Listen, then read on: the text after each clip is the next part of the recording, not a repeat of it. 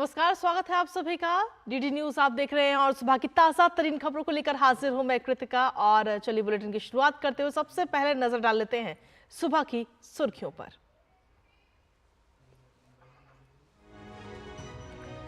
चौबीस की चुनौती में प्रधानमंत्री आज अपने गृह राज्य गुजरात में करेंगे जनसभाएं। अमित शाह, जेपी नड्डा और राजनाथ सिंह भी प्रचार को देंगे धार।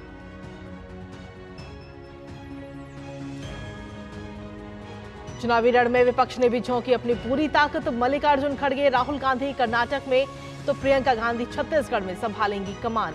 केजरीवाल की पत्नी सुनीता केजरीवाल गुजरात में पार्टी प्रत्याशी के लिए करेंगी प्रचार।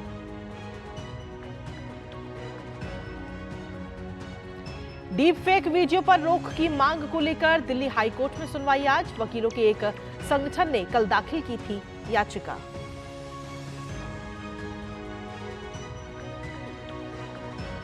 यूपी, बिहार से लेकर बंगाल और ओडिशा तक लू का प्रकोप जारी। वहीं पूर्वोत्तर के कई राज्यों में तेज हवाओं के साथ बारिश का अलर्ट।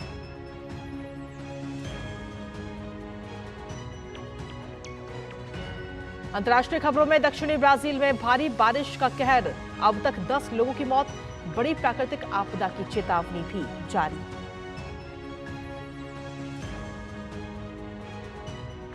और खेल की खबरों में आईपीएल में आज राजस्थान के सामने होगी हैदराबाद की चुनौती। वहीं कल खेले गए मैच में पंजाब ने चेन्नई को दी 7 विकेट से शिकस्त।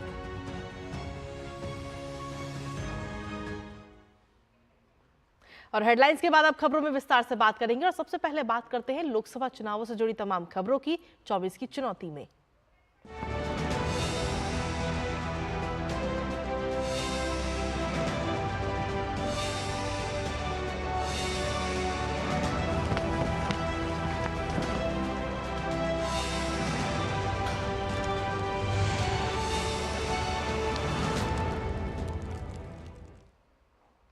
तो 24 की चुनौती में अगर देखा जाए तो लोकसभा चुनाव के तीसरे चरण के लिए धुआंधार प्रचार जारी है। प्रधानमंत्री नरेंद्र मोदी आज अपने गृह राज्य गुजरात में 4 चुनावी जनसभाएं करते हुए नजर आएंगे। प्रधानमंत्री सबसे पहले सुबह 11 बजे आणंद में जनसभा को संबोधित करेंगे। इसके बाद सुरेंद्रनगर में दोपहर 1 बजे प्रधानमंत्री चुनावी रैली करते हुए आज नजर आएंगे। गुजरात में प्रधानमंत्री की आज तीसरी रैली जूनागढ़ में लगभग 3:15 बजे होगी।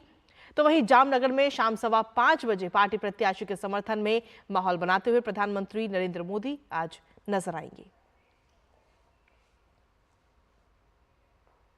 वहीं भारतीय जनता पार्टी ने लोकसभा चुनाव प्रचार में अपनी पूरी ताकत झोंक रखी है और इसी क्रम में भाजपा के वरिष्ठ नेता और केंद्रीय गृह मंत्री अमित शाह आज उत्तर प्रदेश में 3 जनसभाएं करते हुए नजर आएंगे। अमित शाह दोपहर 12:30 बजे बरेली के रामलीला मैदान में जनसभा को संबोधित करेंगे। इसके ठीक बाद बदायूं स्थित इस्लामिया इंटर कॉलेज में जनता से भाजपा को जीत दिलाने की अपील करेंगे। वहीं सीतापुर के लहरपुर में भी भाजपा प्रत्याशी के समर्थन में जनसभाओं को संबोधित करते हुए आज अमित शाह नजर आएंगे।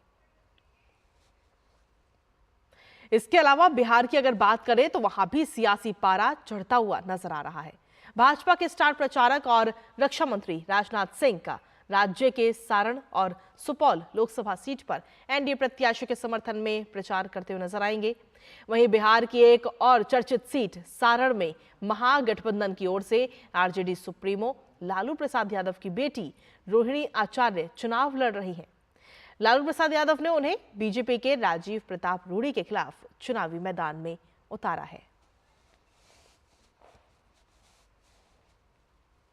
चुनावी रण में भारतीय जनता पार्टी के नेताओं का धुआंधार प्रचार इन दिनों जारी है और वहीं इसी कड़ी में पार्टी अध्यक्ष जेपी नड्डा बिहार के साथ साथ मध्य प्रदेश और गुजरात में पार्टी प्रत्याशियों के पक्ष में प्रचार करते हुए नजर आएंगे। सबसे पहले जेपी नड्डा मुजफ्फरपुर और अररिया में एनडीए की चुनावी जनसभाओं को संबोधित करेंगे। इस दौरान वो अररिया से बीजेपी प्रत्याशी प्रदीप कुमार और मुजफ्फरपुर में राजभूषण चौधरी निषाद के पक्ष में प्रचार करेंगे। अररिया में आपको बता दें कि तीसरे चरण के तहत 7 मई को मतदान होना है। तो वहीं मुजफ्फरपुर और सारण लोकसभा सीट पर 5वें चरण में यानी कि 20 मई को मतदान होगा। गौरतलब है कि मुजफ्फरपुर में इस बार भारतीय जनता पार्टी ने मौजूदा सांसद अजय निषाद का टिकट काटकर नए चेहरे राजभूषण को चुनावी मैदान में उतारा है। और वहीं आपको बता दें कि जेपी नड्डा इसके बाद में मध्य प्रदेश पहुंचेंगे, जहां पर वो विदिशा में चुनावी जनसभा को संबोधित करेंगे। मध्य प्रदेश के बाद जेपी नड्डा गुजरात के मेहसाणा में भी आज जनसभा करते हुए नजर आएंगे। तो जहां एक तरफ भारतीय जनता पार्टी लगातार चुनाव प्रचार कर रही है, वहीं दूसरी तरफ विपक्षी दल भी पीछे नहीं है। तीसरे चरण के लिए विपक्ष ने भी अपनी पूरी ताकत झोंक रखी है। कांग्रेस अध्यक्ष मल्लिकार्जुन खड़गे आज कर्नाटक के शिमोगा में पार्टी प्रत्याशी के पक्ष में जनता से वोट की अपील करेंगे। तो वहीं कांग्रेस नेता राहुल गांधी कर्नाटक के शिवमोगा और रायचूर में जनसभा को संबोधित करेंगे। कांग्रेस महासचिव प्रियंका गांधी छत्तीसगढ़ के कोरबा में चुनावी जनसभा करेंगी। राष्ट्रीय जनता दल के नेता तेजस्वी यादव के भी आज कई चुनावी कार्यक्रम हैं।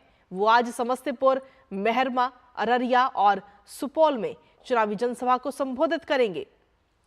इसके अलावा वहीं दूसरी तरफ देखा जाए तो आम आदमी पार्टी के नेता अरविंद केजरीवाल की पत्नी सुनीता केजरीवाल गुजरात के भरूच और भावनगर लोकसभा क्षेत्र में चुनाव प्रचार करती हुई नजर आएंगी। और वहीं दिल्ली में भारतीय जनता पार्टी ने क्लीन स्वीप की हैट्रिक लगाने के इरादे से पश्चिमी दिल्ली लोकसभा क्षेत्र से नया चेहरा कमलजीत मेहरावत को चुनावी मैदान में उतारा है। तो वहीं इंडी गठबंधन की ओर से आम आदमी पार्टी के महाबल मिश्रा चुनावी मैदान में उतरे हैं। पश्चिमी दिल्ली लोकसभा सीट को लेकर आइए आपको दिखाते हैं ये खास रिपोर्ट।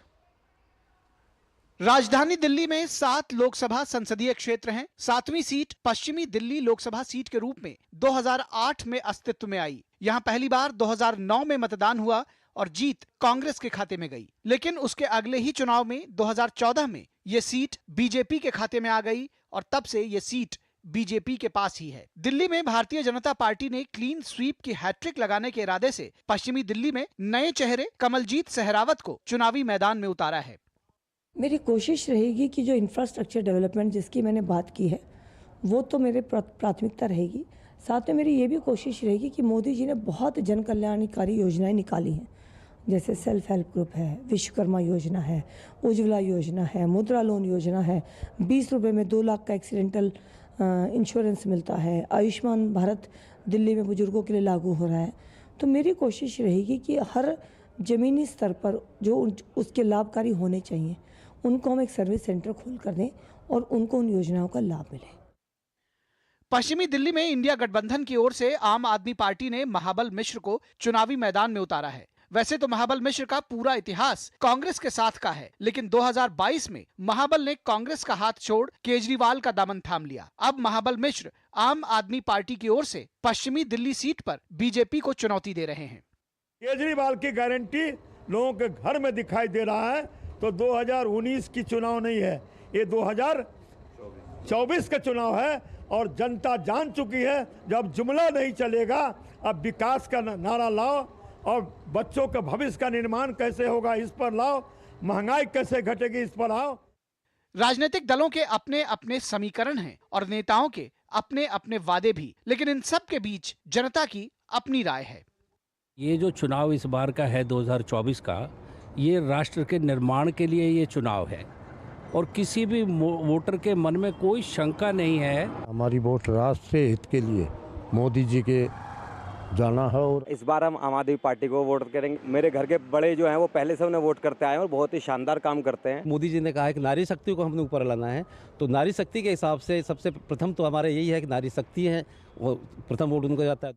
भारतीय जनता पार्टी ने प्रवेश सिंह को छोड़कर कमलजीत सेहरावत पर दांव खेला है। वहीं इंडिया गठबंधन की ओर से आम आदमी पार्टी ने 2009 में इस सीट से कांग्रेस के टिकट पर जीतने वाले महाबल मिश्रा पर अपना भाग्य आजमाया है। अब देखना दिलचस्प होगा कि पश्चिमी दिल्ली की जनता किसे अपने प्रतिनिधि के रूप में चुनती है। सुयश शर्मा की report, DD news. Madhya Pradesh की भोपाल लोकसभा सीट पर इस बार भारतीय जनता पार्टी ने भोपाल के पूर्व मेयर आलोक शर्मा को टिकट दिया है। हालांकि आलोक शर्मा को हाल ही में हुए विधानसभा चुनाव में उत्तर भोपाल विधानसभा सीट से हार का भी सामना करना पड़ा था, लेकिन लोकसभा चुनाव को लेकर उनके हौसले बुलंद नजर आ रहे हैं। आलोक शर्मा अपने महापौर कार्यकाल के समय किए गए तमाम कामों के साथ ही केंद्र और राज्य सरकार की विभिन्न योजनाओं के तहत क्षेत्र में हुए विकास कार्यों को लेकर अपनी जीत पर पूरा भरोसा है उन्हें। हमारे संवाददाता अजीत द्विवेदी से आलोक शर्मा की खास बातचीत हुई है, क्या कुछ कहना है उनका और आपको सुनाते हैं।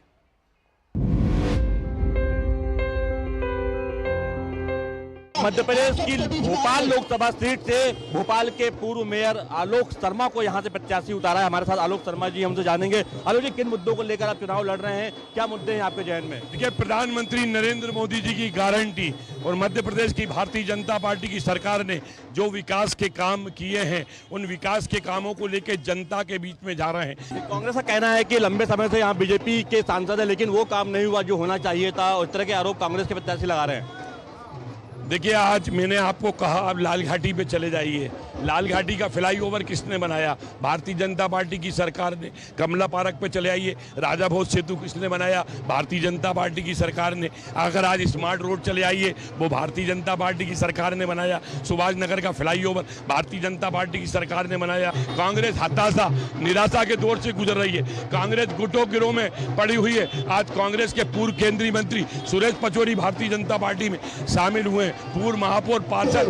इस बार भोपाल की जनता प्रधानमंत्री नरेंद्र मोदी जी की गारंटी में मोहर लगाएगी और इस बार सारे जीत के रिकॉर्डों को जनता जनार्दन ध्वस्त करेगी। जिस प्रकार से गांधीनगर और अहमदाबाद को जोड़कर ट्विन सिटी के रूप में विकास किया गया है, जिस प्रकार सिकंदराबाद और हैदराबाद को जोड़कर ट्विन सिटी के रूप में विकास किया है, तो मेरा भी पूरा प्रयास होगा। मैं भोपाल के विकास का रोड मैप बना रहा हूं। सभी जनप्रतिनिधियों के साथ बैठकर आने वाले समय में भोपाल में बड़े बड़े फ्लाईओवर, बड़े बड़े रिंग रोड की आवश्यकता है, उस पर हम काम करेंगे। और इस बात के ऊपर भी हम अध्ययन कर रहे हैं, देश की अन्य राजधानियां जो भोपाल के बाद बनी है, वह कौन से डेवलपमेंट हुए जो हमारे शहर में नहीं हुए, उनको लाकर यहाँ पे विकास कराकर शहर की जनता की सेवा करें। जिस तरीके से यहाँ पर काम हुए हैं, जिस तरीके से तमाम योजनाएं जो है यहाँ पर लागू हुई हैं सरकार की, उससे वो अपनी जीत को लेकर खासे जो है आशान्वित दिखाई दे रहे हैं। कैमरामैन मोंटी सिंह के साथ अजीत द्विवेदी, डीडी न्यूज, भोपाल, मध्य प्रदेश।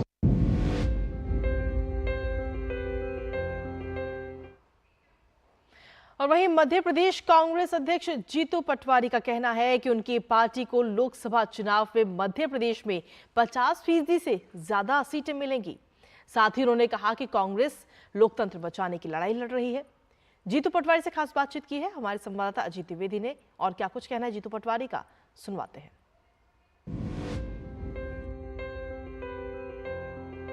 जी जीतू जी, अगर बात करें अभी तक क्या आपको माहौल दिखाई दे रहा है? 2 चरण के मतदान हो चुके हैं, तीसरे बार कांग्रेस पार्टी को 1 सीट मिली थी, 34% वोट मिला था। इस बार हमारे को 50% सीट मिलना चाहिए और वोट प्रतिशत भी आसपास रहना चाहिए। बात करें हम तो जो कांग्रेस के तमाम लीडर हैं वो लगातार कांग्रेस छोड़ रहे हैं, इसको लेकर क्या आप कहेंगे? क्योंकि आपके प्रत्याशी ने छोड़ दिया है इंदौर के। बिल्कुल, ये ही तो लोकतंत्र की हत्या कैसे हो रही है, इसका एक तरीका थोड़ी 100 तरीके हैं। लोकतंत्र की हत्या के तरीके हैं सरकारें गिराना, लोकतंत्र की हत्या के तरीके हैं विधायकों की खरीद फरोख्त करना, लोकतंत्र की हत्या खरीदते दल बदल कराना। लोकतंत्र की हत्या का पहले हम देखते थे बूथ कैप्चरिंग होती, उसकी क्रिटिसिज्म होती थी, मीडिया करती थी, अब बंद हो गई। जी जीतू जी, अब बात करें धर्म आधारित आरक्षण की, बात आपकी पार्टी करती है और उसको लेकर लगातार बयान सामने आ रहे हैं, और 50% की जो सीमा है उसको तोड़ने की बात राहुल गांधी ने करी है। भिंड के चुनावी रैली से आप भी वहां पर थे, इसको क्या कहना है? राहुल गांधी संविधान के संबंध बातें करते हैं, कानून के संबंध बातें करते हैं, देश के संविधान की रक्षा करना चाहते हैं। देश का पीड़ित जो गरीब है, 10% लोगों के पास 80% संपत्ति है और 90% के पास 10%, तो वो 90% की लड़ाई राहुल गांधी लड़ रहा है। अगर हम बात करें जो विरासत टैक्स की बात जो है सामने आई है कांग्रेस की तरफ से, पाखंड है और इसको फैलाने वाले भी षड्यंत्र में शामिल है। लेकिन आपके मैनिफेस्टो में है कि distribution of equal distribution of wealth का एक है उसमें। कह रहा हूं कि इस देश की संपत्ति जो है, इस देश के आर्थिक संसाधन जो है, इस देश का जो आर्थिक सिनेरियो है, अगर इसको गरीब और गरीब होता रहा तो क्या होगा? अगर आप ये कहें कि हम क्या किसानों को जो 16 लाख करोड़ उद्योगपतियों के माफ़ कर दिए, किसानों के 2 लाख रुपए माफ़ नहीं कर सकते हैं? युवाओं को 50,000, 40,000, 1 लाख रुपए की नौकरी नहीं दे सकते। महिलाओं जो आर्थिक आधी आबादी है देश की, उसको आर्थिक संबल नहीं बना सकते। तो कांग्रेस पार्टी ने किया है और बोल के किया, डंके की चोट किया है। आप जब से अध्यक्ष बने हैं, कहीं ना कहीं से कांग्रेस को कमजोर करने की कोशिश हो रही है, तो क्या आपको लगता है कहीं ना अंदर कहीं पे या फूट है या कुछ गुटबाजी चल रही है? सीट आएगी ना, जब रिजल्ट निकलेगा तो कांग्रेस मजबूत दिखेगी। बिल्कुल। तो ये था हमारे साथ मध्य प्रदेश कांग्रेस के अध्यक्ष जीतू पटवारी जी का कहना है कि कांग्रेस लगातार मजबूत हो रही है और ऐसी कोई भी समस्या नहीं है पार्टी के अंदर। हालांकि लगातार कांग्रेस के जो नेता है वो पार्टी छोड़ के जा रहे हैं और पिछले कुछ दिनों में कांग्रेस के कई नेता जो है पार्टी छोड़ के जा चुके हैं, जिसमें कि इंदौर के कांग्रेस के प्रत्याशी भी शामिल हैं। कांग्रेस का कहना है कि वो सामाजिक न्याय की लड़ाई लड़ रही है, लोगों की लड़ाई लड़ रही है और आने वाले चुनाव में जनता इनका हिसाब देगी। कैमरामैन मोंटी सिंह के साथ अजीत द्विवेदी, डीडी न्यूज, भोपाल, मध्य प्रदेश।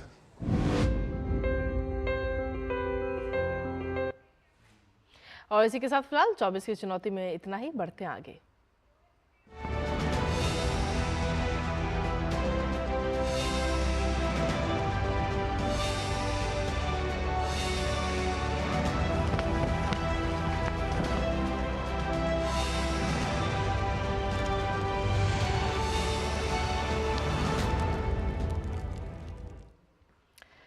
तो लोकसभा चुनावों के बाद में अब अन्य खबरों का भी रुख कर लेते हैं। दरअसल लोकसभा चुनाव को प्रभावित करने के मकसद से सर्कुलेट हो रहे एक डीप फेक वीडियो पर रोक की मांग को लेकर दायर याचिका पर दिल्ली हाईकोर्ट आज अपनी अहम सुनवाई करेगा।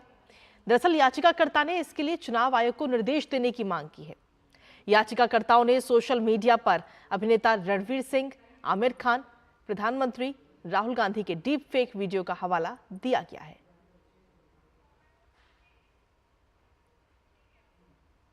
और वहीं आबकारी नीति मामले में सीबीआई की ओर से दर्ज केस में के कविता की जमानत याचिका पर राउज एवेन्यू कोर्ट आज सुनवाई करेगा। सीबीआई ने के कविता की जमानत अर्जी का विरोध किया है। सीबीआई का कहना है कि के कविता मुख्य साजिशकर्ताओं में से एक है। जमानत मिलने की सूरत में गवाहों, सबूतों को प्रभावित कर सकते हैं। इससे जांच भी प्रभावित हो सकती है।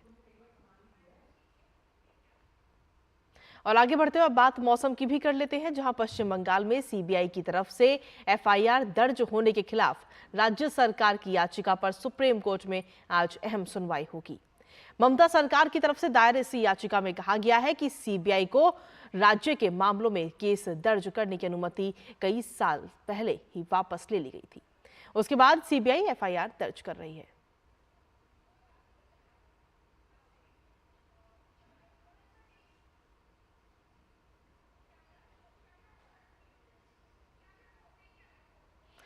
वहीं जम्मू कश्मीर के सांबा जिले में अंतर्राष्ट्रीय सीमा पर बीएसएफ ने बुधवार को पाकिस्तानी घुसपैठिए को मार गिराया है। सुरक्षा अधिकारियों ने बताया कि बुधवार शाम को करीब 8 बजे बीएसएफ 125 बीएन के जवानों ने सांबा में अंतर्राष्ट्रीय सीमा पर संदिग्ध गतिविधि देखी। सैनिकों ने पाया कि पाकिस्तान की ओर से घुसपैठ की कोशिश की जा रही है। सैनिकों द्वारा चुनौती दिए जाने के बावजूद संदिग्ध शख्स सीमा बाड़ के और आगे बढ़ता रहा है, जिसकी वजह से सुरक्षा बलों को उसे गोली मारनी पड़ी। सुरक्षा अधिकारियों ने बताया कि इलाके की फिलहाल तलाशी ली जा रही है।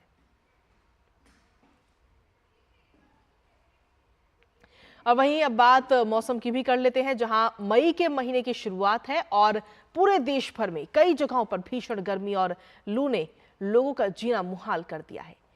1 मई को सबसे अधिक तापमान पश्चिम बंगाल के कलाईकुंजा में 47.2 डिग्री दर्ज किया गया। ये सामान्य तापमान से 10.4 डिग्री ज्यादा है।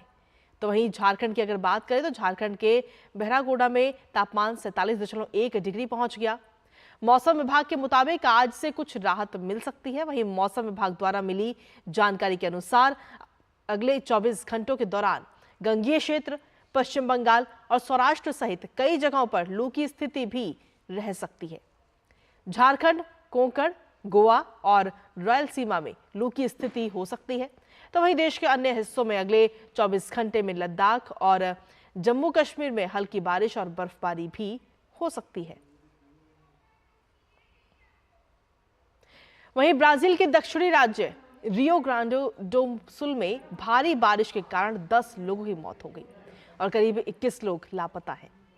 वहीं स्थानीय एजेंसियों द्वारा चेतावनी भी जारी कर दी गई है कि ये इतिहास की सबसे भयानक आपदाओं में से हो सकती है। फिलहाल हाल ही के सालों में अगर बात करें तो ब्राजील में आई प्राकृतिक आपदाओं के कारण कई शहरों में भारी नुकसान हुआ है। रियो ग्रांडे डो सुल शहर में बढ़ते जल स्तर के कारण 3,400 से ज्यादा लोगों को भी विस्थापित किया गया है।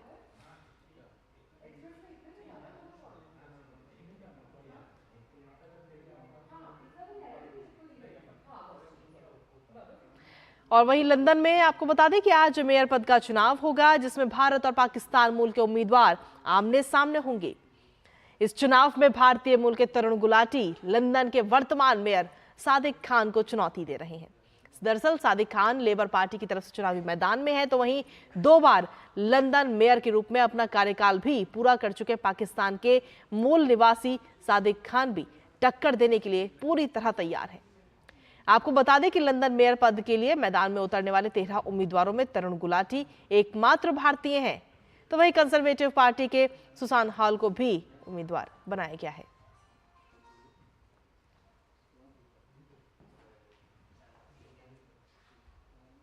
कोलंबिया के राष्ट्रपति गुस्तावो पेट्रो ने कहा कि वो गजा में इजराइल द्वारा की जा रही कार्रवाई के कारण उसके साथ राजनयिक संबंध तोड़ देगा। कोलंबिया की राजधानी में अंतर्राष्ट्रीय श्रमिक दिवस के दिन आयोजित वार्षिक मार्च के दौरान उन्होंने इजरायली प्रधानमंत्री बेंजामिन नेतन्याहू की कड़ी निंदा की। इसी के साथ उन्होंने अंतर्राष्ट्रीय न्यायालय में दक्षिण अफ्रीका द्वारा इजराइल के खिलाफ चलाए जा रहे नरसंहार के केस में शामिल होने की इच्छा जताई है। गजा द्वारा जारी की गई जानकारी के मुताबिक इजरायली हमलों में अब तक 34,000 से ज्यादा फिलिस्तीनियों की जान गई है। आगे बढ़ते हुए बात खेलों की कर लेते हैं, जहां पर आईपीएल के 50वें मैच में आज राजस्थान रॉयल्स का सामना सनराइजर्स हैदराबाद के साथ होगा। राजस्थान रॉयल्स ने अब तक 9 मैच खेले हैं, जिनमें से टीम को 8 मैचों में जीत हासिल हुई है। आपको बता दें कि ये टीम अंक तालिका में पहले स्थान पर मौजूद है।